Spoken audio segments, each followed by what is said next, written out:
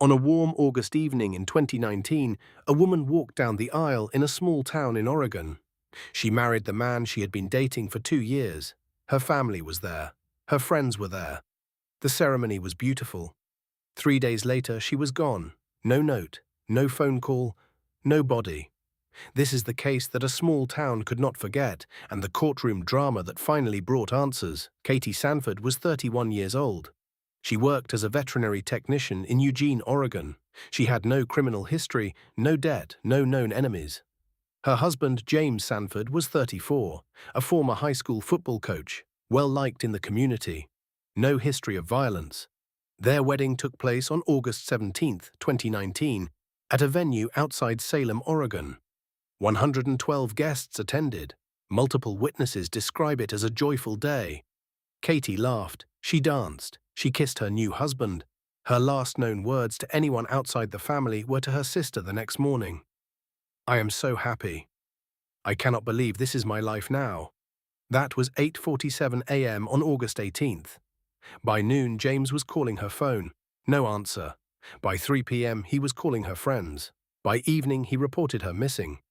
James told police that Katie had left their hotel room around 10 a.m. on August 18th to go for a walk by the river. She told him she would be back in an hour. She never came back. Police searched the Willamette River for 2 weeks. They found nothing. They searched the surrounding woods, the rural roads, the motels in a 50-mile radius. Nothing. Katie Sanford had simply vanished 3 days after her wedding. For months, investigators kept hitting walls. Then, in March 2020, 7 months after Katie disappeared, a hiker found human remains in a rural area about 30 miles from the wedding venue.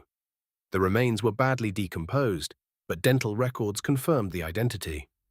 Katie Sanford was dead. The question now became, how did she get there? And was it murder? The district attorney office charged James Sanford with first-degree murder. The prosecution theory was straightforward. James had killed Katie shortly after their wedding, either because he had grown tired of the marriage already, or because, as some witnesses would later testify, there were signs of financial stress in the marriage that Katie did not know about. The defense argued it was impossible to prove when or how Katie had died, given the condition of the remains. They pointed out that Katie had a history of anxiety and suggested she may have simply walked away from her life. The trial lasted 6 weeks. 16 witnesses took the stand. On February 3, 2022, 2.5 years after Katie vanished, the jury reached a verdict. James Sanford was found guilty of first-degree murder. He was sentenced to life in prison without the possibility of parole. The judge spoke briefly before sentencing. "There is no closure in a case like this. There is only accountability." Katie Sanford was 31 years old when she disappeared. She was a daughter, a sister, a wife. Her body was found 30 miles from where she was last seen alive, and justice, whatever that word means in a case like this, was finally served.